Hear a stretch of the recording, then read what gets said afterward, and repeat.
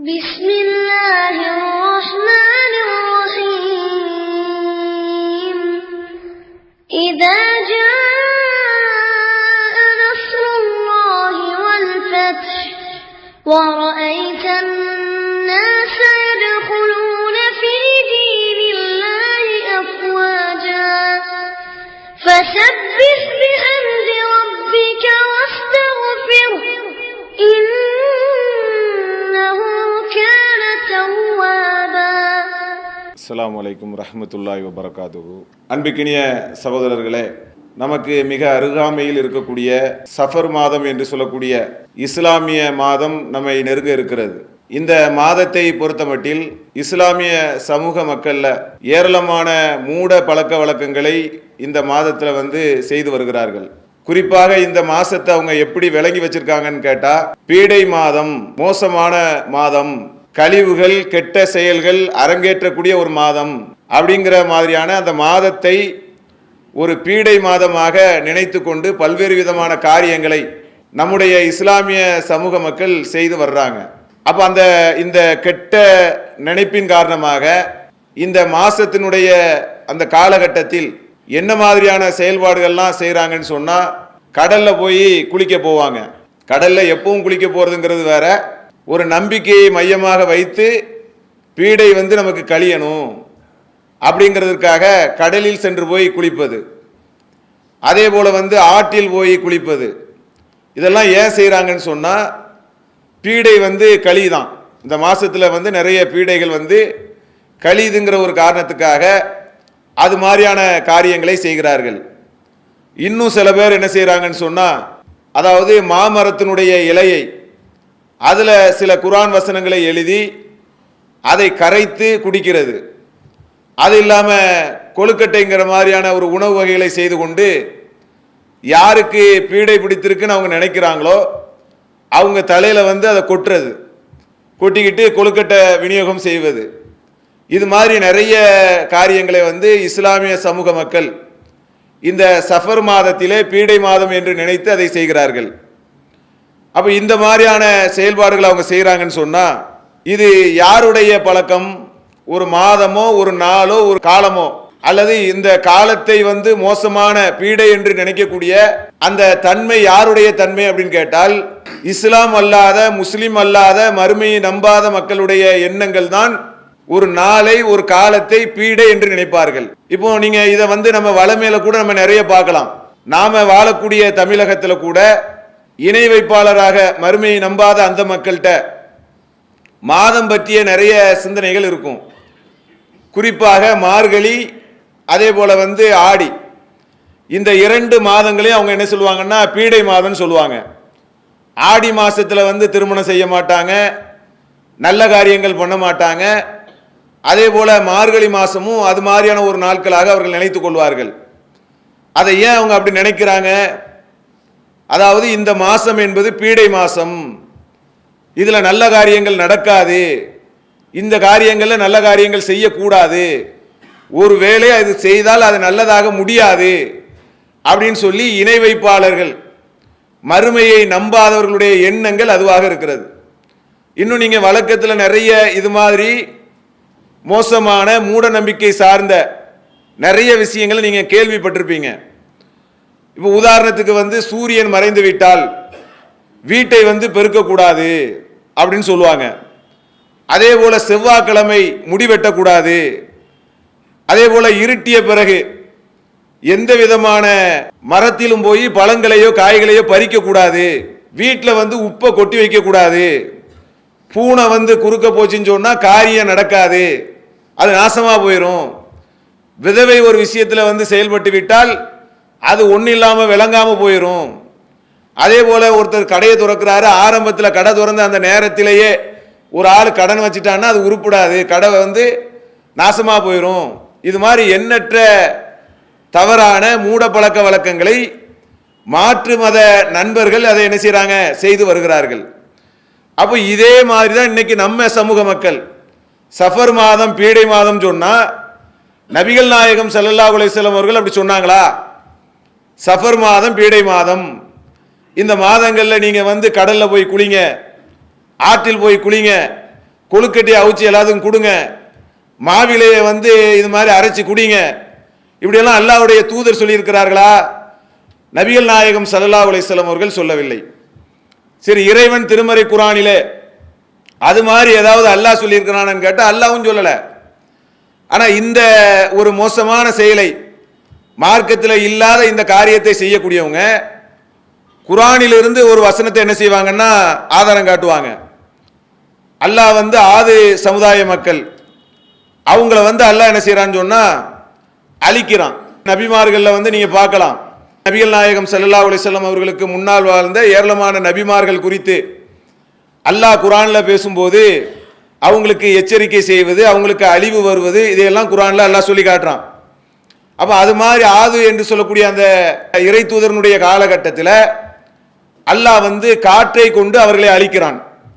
இதை அல்லாஹ் திருமறை குர்ஆன்ல சொல்லி காட்டுறான். இன்னா அர்சல்னா அலைஹிம் ரீகன் சர்சரா ஃபி யௌமின் நஹிஸிம் முஸ்தமிர். நாம் அந்த காற்றை கொண்டு நாம் அவர்களுக்கு ஒரு தீங்கை ஏற்படுத்தினோம், ஒரு பீடையை ஏற்படுத்தினோம் அப்படின்னு சொல்லி அல்லாஹ் திருமறை குர்ஆன்ல அந்த நாளிலே ஏற்படுத்தினோம் சொல்லி அல்லாஹ் திருமறை குர்ஆன்ல சொல்லி காட்டுறதை நம்ம பார்க்கிறோம். அப்ப இந்த வசனத்தை வச்சுக்கிட்டு தான் என்ன சொல்றாங்கன்னா, பார்த்தீர்களா அல்லாஹ் இந்த இடத்துல என்ன சொல்லி காட்டுறான், அதாவது தீங்கு பீடை என்று அல்லாஹ் சொல்லி காட்டுகிறான், அதிர்ஷ்டம் இல்லாத ஒன்று என்று சொல்லுகிறான். அதனால நாட்களிலே பீடை மாதம்னு ஒன்று இருக்குது அப்படிங்கிற மாதிரி என்ன செய்யறாங்க, மார்க்கத்தை சில பேர் தப்பா புரிந்து கொள்றத பார்க்கிறோம். ஆனா இதே சம்பவத்தை அல்லாஹ் திருமறை குர்ஆன்ல சொல்லி காட்டும் போது 69வது அத்தியாயம் 7வது வசனத்தில் அல்லாஹ் சொல்லி காட்டுவான், 7 இரவுகளும் 8 பகல்களும் அவர்களுக்கு என்னவாக இருந்துச்சு, தீங்குகளாக இருந்துச்சு. ஒரு நாள் என்பது அல்ல, திங்கள் என்பது அல்ல, செவ்வாய் என்பது அல்ல, ஒரு வாரமே, ஒரு வாரத்திலேயே அவங்களுக்கு என்ன செஞ்சோம், அவர்களுக்கு தீங்கை ஏற்படுத்தினோம் என்று அல்லாஹ் திருமறை குர்ஆன்ல சொல்லி காட்டுறான். அப்ப இதுல நீங்க பார்த்துக்கிட்டீங்கன்னு சொன்னா ஒரு நாள் அல்லாம எல்லா நாளுமே அவங்களுக்கு அந்த நாள் தீங்குதான். அதுல கூட நல்லவர்களுக்கு தீங்கு கிடையாது. யார் கெட்டவர்களாக இருந்தார்களோ அவர்களை அழிவு செய்வதற்காக, அழிப்பதற்காகத்தான் அல்லாஹ் வந்து அப்படி ஏற்படுத்தியதாக அல்லாஹ் திருமறை குர்ஆன்ல சொல்லி காட்டுறான்.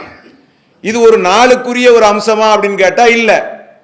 இது எதற்குரிய ஒரு விஷயம், அந்த காரியத்துக்குரிய ஒரு அம்சம். அவர்கள் இணை வைக்கக்கூடியவங்களா இருக்கிறாங்க, அல்லாஹ்வுடைய எச்சரிக்கையை மீறி நடக்கிறார்கள், இறை தூதருடைய போதனைக்கு மீறி நடக்கிறாங்க. அதனால அல்லாஹ் என்ன செய்யறான், அவர்களை தண்டிக்கிறான். இதுல எங்க ஒரு நாள் வருகிறது, எங்க ஒரு காலம் வருகிறது? அப்போ காலத்தை வந்து ஒரு காரணம் காட்டி இஸ்லாமிய மார்க்கத்தில் பீடை என்பதெல்லாம் கிடையாது. இறைவன் சொன்னதாக நபிகள் நாயகம் ஸல்லல்லாஹு அலைஹி வஸல்லம் அவர்கள் அழகான ஒன்றை சொல்லி காட்டுறாங்க. ஆதமுடைய பிள்ளைங்க என்னை ஏசுகிறார்கள், திட்டுகிறார்கள், காலத்தை திட்டுகிறார்கள். காலம் என்பது நானாகத்தான் இருக்கிறேன், அனைத்துமே என்னுடைய கைவசம் உள்ளது, நான் தான் காலத்தை மாற்றுகிறேன், இயக்குகிறேன். ஆனா ஆதமுடைய பிள்ளைங்க வந்து என்னை திட்டுறாங்க, காலத்தை திட்டுவதின் மூலமாக என்னை திட்டுகிறார்கள் அப்படின்னு சொல்லி நபிகள் நாயகம் ஸல்லல்லாஹு அலைஹி வஸல்லம் அவர்கள் அல்லாஹ் சொன்னதாக சொல்லி காட்டுறாங்க. அப்ப இன்னைக்கு பார்த்துக்கிட்டீங்கன்னு சொன்னா ஒரு ஆளுக்கு தீங்கு நடக்குதுன்னு வைங்க, துன்பம் வருதுன்னு வைங்க, அவர் சொல்லுவார் எனக்கு இன்னைக்கு வந்து கெட்ட நாளா போச்சு அப்படின்னு சொல்லி அவர் காலத்தை திட்டுவார். இன்னும் கூட நம்ம பார்க்கலாம், காலையிலேயே நீங்க கடைக்கு போறீங்க, வியாபாரத்துக்கு போறீங்க, கடுமையான மழை பெய்யும், மழை பெஞ்சிட்டு சொன்னா 4 பேர் திட்டுவாங்க, இன்னைக்கு பார்த்தா மழை பெய்யணும், இந்த மழைக்கு அறிவு இல்லையா, நான் இன்னைக்கு தான் கஷ்டப்பட்டு கடைக்கு போகிறேன், அதுக்குள்ள மழை பெஞ்சு நாசமா போகுது. மழை என்பது நமக்கு இறைவன் தரக்கூடிய ஒரு அருள்கொடை, மழை இல்லைன்னா நமக்கு வாழ இயலாது. அதை பொய்ய வைக்கும் போது மனுஷன் என்ன செய்யறான், திட்டுறான். மழையை திட்டுகிறோம் என்ற பெயரிலே, காலத்தை திட்டுகிறோம் என்ற பெயரிலே அதை தரக்கூடிய அல்லாஹ்வை திட்டுகிறான். அதான் நபிகள் நாயகம் ஸல்லல்லாஹு அலைஹி வஸல்லம் அவர்கள் சொல்றாங்க, காலத்தை ஏன்பா திட்டுற, இறைவன் தான் அந்த காலத்தை படைத்திருக்கிறான், அவனுடைய அந்த காலத்தினுடைய ஏற்பாடை திட்டுவதாக இருந்தால் நீ இறைவனை திட்டுகிறாய். அப்ப இறைவனை திட்டக்கூடிய ஒரு காரியத்தை செய்யலாமா? இன்னைக்கு நாசமா போயிடுச்சு. இப்ப இந்த உலகத்துல எந்த ஒரு காலகட்டத்திலேயாவது இன்னைக்கு ஒரு நாளை எடுத்துக்கொண்டால் இன்னைக்கு யாருக்குமே துன்பமே இருக்காதுன்னு யாராவது ஒரு ஆளை சொல்ல முடியுமா? இன்னைக்கு இருக்கக்கூடிய வெள்ளிக்கிழமையில உலகம் முழுவதும் அனைவருமே இன்பத்தில் தான் இருக்கிறார்கள், மகிழ்ச்சியில் தான் இருக்கிறார்கள் சொல்ல முடியுமா? இன்பமும் இருக்கும், மகிழ்ச்சியும் இருக்கும். இது ஒவ்வொரு நாளும், ஒவ்வொரு நிமிடமும், ஒவ்வொரு மாசமும் ஏற்படும். இதை அல்லாஹ் காலத்தை மாற்றி மாற்றி ஏற்படுத்துகிறான். அதனால ஒரு நாளையோ ஒரு நேரத்தையோ ஒரு மாசத்தையோ பீடை மாசம் என்று சொல்லி என்ன செய்யக்கூடாது, நம்ம சொல்லக்கூடாது. இஸ்லாமிய நம்பிக்கைப்படி அப்படி பேசவே கூடாது. இந்த மார்க்கம் மிக அற்புதமான மார்க்கம். அதுவும் திருமறை குர்ஆன்ல அல்லாஹ் காலத்தை பற்றி பேசுகிறான். நான் எதற்காக அல்லாஹ் இந்த உலகத்தை படைச்சான், அதுல எதற்காக இந்த காலம் என்பது படைக்கப்பட்டிருக்கிறது, திருமறை குர்ஆன்ல அல்லாஹ் சொல்லி காட்டுறான். இன்ன ஃபீ ஹல்கி ஸமாவாதி வல் அர்லி வஹ்திலாஃபில் லைலி வன் நஹாரி லா ஆயாத்தி லிஉலில் அல்பாப். வானம் பூமி படைத்திருப்பதிலும் இரவு பகல் மாறி மாறி வருவதிலும் சிந்திக்கக்கூடியவர்களுக்கு சான்று இருக்கிறது. இறைவன் திருமறை குர்ஆனிலே சொல்லி காட்டுகிறான். வானத்தை பார், பூமியை பார், இரவு பகல் மாறி மாறி வருத, இதை நீ நல்லா சிந்திச்சு பார். மூட நம்பிக்கைக்குரிய விஷயமா, அறிவுபூர்வமான விஷயமா, அதிலே உனக்கு சான்று இருக்கிறது என்று சொல்லி திருமறை குர்ஆன்ல அல்லாஹ் சொல்லி காட்டுறதை பார்க்கிறோம். இப்போ பாருங்க, நிமிடம், அதே போல மணி, அதே போல மாதம், வருஷம், இப்படிதான் அல்லாஹ் நினைஞ்சிருக்கிறான். இந்த நாட்களை அல்லாஹ் நமக்கு படைத்திருக்கிறான். பகல் இரவு மாறி மாறி வர்றதுனால உலகம் இயங்குது. அப்ப இந்த உலகத்துல காலம் என்பது அல்லாஹ் நமக்கு படைத்து வைத்திருக்கக்கூடிய ஒரு கருவி. அது இப்போ ஒரு ட்ரெயின் கிளம்பி போகுதுன்னு வைங்க, சென்னையில இருந்து திருநெல்வேலி வரைக்கும் போகுது. அந்த போகக்கூடிய அந்த ட்ரெயினுக்கு தண்டவாளம் இல்லாட்ட போகுமா? அதை தன்னுடைய பயணத்தை அமைத்துக் கொள்ளுமா? மனித வாழ்க்கைக்கு அவனுக்கு பிறப்பு இறப்பு என்று சொல்லக்கூடிய அவனுடைய அந்த வாழ்க்கை அம்சம் சரியான முறையிலே செல்வதற்காகத்தான் இறைவன் காலங்களை படைத்திருக்கிறான். பகல் இரவு என்பது இறைவன் மனிதனுக்காக படைத்த ஒரு அம்சம். அதுல எங்க நல்ல நேரம் கெட்ட நேரங்கிறது எப்படி வருது? இந்த நேரம் நல்ல நேரம், இந்த மாசம் கெட்ட மாசம், இப்படி நம்ம சொல்ல முடியுமா? எல்லா நாட்களிலும் யாராவது ஒரு ஆள் இறந்து கொண்டே இருக்கிறார். எல்லா நாட்களிலும் யாராவது ஒரு ஆள் பிறந்து கொண்டே இருக்கிறார். இப்ப என்ன நல்ல நேரம், என்ன கெட்ட நேரம்? அப்ப நல்ல நேரம் கெட்ட நேரம் என்ற பெயரிலே, அதுவும் குறிப்பா இஸ்லாமிய நம்பிக்கையினுடைய பெயர்ல அப்படி சொல்லக்கூடாது. அது மாற்று மதத்தினுடைய நம்பிக்கையினுடைய ஒரு கலாச்சாரம். நபிகள் நாயகம் ஸல்லல்லாஹு அலைஹி வஸல்லம் அவர்கள் அவங்க சஹாபாக்களிடத்திலே சொல்லி காட்டுகிறார்கள். அதாவது இஸ்லாத்துல ஜாகிலியா காலத்தில் இருந்தவங்க தான் இஸ்லாத்துக்கு வர்றாங்க. ஜாகிலியா காலம் என்ன, அறியாமை கால மூட நம்பிக்கைகள் இருக்கும். இன்னும் மார்க்கத்துக்கு முரணான இணை வைப்பான காரியங்கள்லாம் அவங்க கிட்ட இருக்கும். அதிலிருந்து தான் அறிவுபூர்வமான சிந்தனை ரீதியான ஒரு அற்புதமான மார்க்கத்துக்கு அவங்க வர்றாங்க. அப்ப ரசூல்லா எச்சரிக்கிறாங்க, அறியாமையுடைய ஜாகிலியாத்தினுடைய காலம் போல, இணை வைப்பாளர்களை போல நீங்கள் ஒரு காலம் மாறி விடுவீர்கள், கவனமா இருந்துக்காங்க. அது எப்படி மாறுவீங்க? இப்படிதான், பீடை மாசம், அதே போல தர்கா, தரிக்கா, இப்படி மார்க்கத்தில் இல்லாத ஒன்றை மார்க்கத்தில் இருக்கிற மாதிரி நினைச்சு நீங்கள் வழிகட்டு விடுவீர்கள். நபிகள் நாயகம் ஸல்லல்லாஹு அலைஹி வஸல்லம் அவர்கள் அதை அழகிய முறையிலே நமக்கு சொல்லி காட்டுறாங்க. அல்லாஹ்வுடைய தூதர் சொல்றாங்க, பின்னால் இருக்கக்கூடியவர்களுடைய அந்த வழிமுறையை நோக்கி ஜானுக்கு ஜான் போல, முளத்துக்கு முளம் போல நீங்கள் சென்று கொண்டே இருப்பீர்கள். அவன் ஜானுக்கு மாறி போனா நீயும் ஜான் மாதிரி சென்று போவ, அவங்க ஒரு முளத்துக்கு போனால் நீங்களும் அதே போல முளம் அளவுக்கு பின்பற்றுவீர்கள். அவர்கள் உடும்பினுடைய பொந்திலே சென்று விட்டால் நீயும் அதே மாதிரி தான் போவ. நபிகள் நாயகம் ஸல்லல்லாஹு அலைஹி வஸல்லம் அவர்கள் எச்சரித்திருக்கிறார்கள். அப்ப எவ்வளவு கவனமாக இருக்கணும். இது மாற்று மதத்தினுடைய கலாச்சாரமா, நம்முடைய கலாச்சாரமா? கொழுக்கட்டைக்கு நமக்கு என்ன சம்பந்தம்? சாப்பிடுறதுலாம் அது வேற விஷயம். அதுல ஒரு நம்பிக்கையின் அடிப்படையில் என்ன சம்பந்தம் உங்களுக்கு? மாவிலைக்கு நமக்கு என்ன சம்பந்தம்? இதெல்லாம் யாருடைய பழக்கம்? இன்னைக்கு போய் பாருங்க, புனித ஆற்றில போய் நாங்கள் குளிக்கிறோம் என்று சொல்லுகிறார்கள். ஏன் சொல்றாங்க போய் குளிக்கணும்? ஏன்? பாவங்கள் கரையும், குளிச்சா இருக்கிற நோயெல்லாம் அதிகமாகும், அது வேற விஷயம். உலகத்தில் இருக்கக்கூடிய எல்லா பிணத்தையும் கொண்டு அங்கதான் போடுறான். அங்க போய் குளிச்சுட்டு வந்தா இருக்கிற நோய், இருக்கிற கிருமி எல்லாம் உடம்புல அதிகமாகும், அது வேற விஷயம். அவன் நம்பிக்கை என்ன? அந்த மூல நதியில், மூல ஜீவனுடைய அந்த நதியில் நான் போய் குளித்து வந்தால் என்னுடைய பாவங்கள் நீங்கும், என்னுடைய பீடைகள் செல்லும் என்று நினைக்கக்கூடிய அவர்களுக்கும் உங்களுக்கும் என்ன வித்தியாசம்? இஸ்லாமிய மார்க்கத்தினுடைய நம்பிக்கையின் அடிப்படையில் செய்யக்கூடியவர்களுக்கும் மறுமையை நம்பாத அவர்களுடைய நம்பிக்கைக்கு என்ன வித்தியாசம்? ஜானுக்கு ஜான், முளத்துக்கு முளம் நீங்கள் பின்பற்றி வழிகேடர்களாக மாறுவீர்கள். நபிகள் நாயகம் ஸல்லல்லாஹு அலைஹி வஸல்லம் அவர்கள் சொன்னாங்களா இல்லையா? அல்லாஹ்வுடைய தூதர் ஒரு போருக்கு சென்று வருகிறார்கள். சென்றுட்டு வரக்கூடிய இடத்துல ஒரு மரம் ஒன்று இருக்கிறது, ராத் கன்வாத் என்று சொல்லக்கூடிய அந்த ஒரு மரம். அங்க அந்த மரத்தில் என்ன செய்யறாங்க? இணை வைப்பாளர்கள் வந்து பரக்கத்து வேண்டி நிறைய விஷயங்களை அங்கே கட்டி போட்டிருக்கிறாங்க. அவங்க நம்பிக்கை அது. இன்னைக்கு கூட நீங்க பார்க்கலாம், ஊர்ல போகும்போது, ட்ரெயின்ல போகும்போது, பஸ்ல போகும்போது லேசா கொஞ்சம் எட்டி பார்த்தீங்கன்னா ஆலமரத்தில் வளையல் தொங்கும். ஆலமரங்களிலே, வேப்ப மரங்களிலே வளையல் தொங்கும், சேலை தொங்கும், பல்வேறு விஷயங்களை இன்னைக்கும் மரங்கள்ல தொங்கி போடுறதை நம்ம பார்க்கிறோம். ஏன் தெரியுமா? குழந்தை இல்லாதவர்களுக்கு அங்கே தொட்டில் போட்டால் குழந்தை பிறக்கும், கல்யாணம் முடியாதவர்களுக்கு அங்கே வளையலை போட்டால் நமக்கு வளையல் நடக்கும், தாலி கட்டினால் அங்கே கட்டினால் இங்கே நடக்கும் அப்படின்னு சொல்லி இன்னைக்கு மரத்துல எப்படி இன்னைக்கு நாம் வாழக்கூடிய சமூகத்தில் இது மாதிரி செயல் நடக்கிறதோ அதே மாதிரி நபிகள் நாயகம் ஸல்லல்லாஹு அலைஹி வஸல்லம் காலத்தில் இது மாதிரி ஒரு மரத்துல தொங்கப்பட்டிருக்க பரக்கத்து இருக்கும்னு நினைச்சு அதுல நிறைய விஷயங்கள் தொங்க போட்டிருக்கிறார்கள்.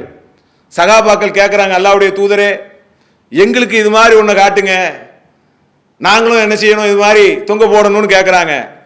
நபிகள் நாயகம் ஸல்லல்லாஹு அலைஹி வஸல்லம் அவர்கள் கோபப்படுகிறார்கள். இது நீங்க கேட்கறது எப்படி தெரியுமா இருக்குது? இறை தூதர் மூசா அலைஹிஸ்ஸலாம் அவர்களிடத்திலே அல்லாஹ் நேர்வழியெல்லாம் கொடுத்த பிறகு அவர்களுக்கு இருப்பது போல எனக்கு ஒரு கடவுள் கொடுங்கன்னு கேட்டாங்களே, அது மாதிரிலாப்பா இருக்குது. நீ என்ன கேள்வியை கேட்குறீங்க? இப்படியே போனீங்கன்னா பின்னோக்கி சென்று விடுவீர்கள், வழிகேடர்களாக மாறி விடுவீர்கள். நபிகள் நாயகம் ஸல்லல்லாஹு அலைஹி வஸல்லம் அவர்கள் எச்சரிக்கிறதை நம்ம பார்க்கிறோம். அப்ப நேரத்தில், காலத்தில், மாசத்தில் நல்ல நாள் கெட்ட நாள் என்பது இருக்கிறதா? அறிவுபூர்வமான ஒரு மனிதனுடைய படைப்புல காலத்துக்கு என்ன சம்பந்தம் இருக்கு? காலத்துக்கு சம்பந்தம் இருக்கு. என்ன சம்பந்தம் இருக்கு? கோடை வெயில் அடிக்குதுன்னு வைங்க, அப்போ கோடை காலத்தில் லீவ் விடுவான், அது ஒரு காலத்துக்கு ஏற்ற ஒரு சம்பந்தம் தான். இது மாதிரி சில சம்பந்தங்கள் இருக்குதே தவிர நல்லது கெட்டது என்பது ஒரு காலத்தால் தீர்மானமாகுமா? அது எவ்வளவு பெரிய ஒரு வழிகேடான விஷயங்கிறத நம்ம என்ன செய்யணும்? யோசிச்சு பார்க்கணும். நபிகள் நாயகம் ஸல்லல்லாஹு அலைஹி வஸல்லம் அவர்கள் அவங்களுக்கு அல்லாஹ் திருமறை குர்ஆன்ல அழகா சொல்லி காட்டுறான். நன்மை தீமை என்பது யாருடைய கையில் இருக்கிறது?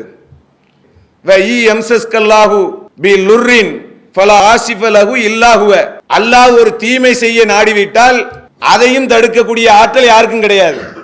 அப்ப அல்லாஹ் ஒரு தீங்கு செய்ய நாடினாலும் அதை தடுக்க ஆள் இல்லை.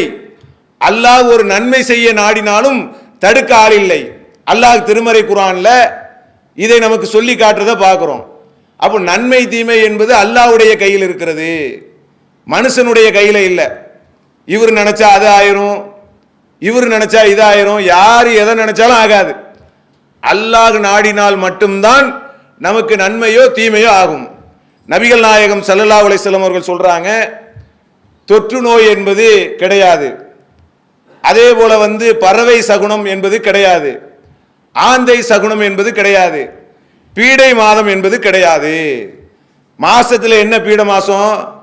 அல்லாஹ்வுடைய தூதர் சொல்றாங்க அந்த மாதிரி ஒண்ணு கிடையாதுன்னு சொல்றாங்க. அதே போல அல்லாஹ்வுடைய தூதர் சொல்றாங்க, யார் சகுனம் பார்த்து நடக்கிறார்களோ, நேரம் பார்த்து, காலம் பார்த்து, டைம் பார்த்து, நல்ல நேரம் பார்த்து, கெட்ட நேரம் பார்த்து இப்படி அவன் நடக்கிறானோ அவன் இணை வைத்து விட்டான். இணை வைப்புனா என்ன? அல்லாஹ்வுக்கு மாறு செய்து பல உருவங்களை வணங்குறது மட்டும்தான் இணை வைப்பா? பல்வேறு தெய்வங்களை வணங்குறது மட்டும்தான் இணை வைப்பா? இணை வைப்பினுடைய சாயலை, அதனுடைய தன்மை எப்பெல்லாம் வரும்?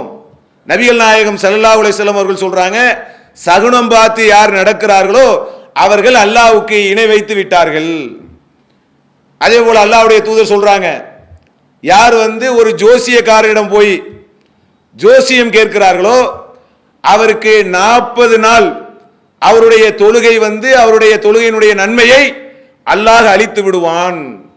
அல்லாஹ்வுடைய தூதர் சொல்றாங்க, ஒருவர் போகிறார், ஒரு காரியத்தை குறிகாரன்ட்ட போய் கேட்கிறார், எனக்கு நாளைக்கு என்ன நடக்கும், அவனுக்கே என்ன நடக்குன்னு தெரியாது, அவன்கிட்ட போய் இவர் கேட்பாரு, எனக்கு நாளைக்கு என்ன நடக்கும் என்று அவர் கேட்பார். அப்படி ஒருவர் கேட்பார் என்று இருந்தால் குறி கேட்கக்கூடியவன்ட்ட போய் நீ காலத்தை கேட்ட, நீ அல்லாஹ்வுக்கு அருளிய வேதத்தை மறுக்கக்கூடியவனாக மாறிவிடுவாய்.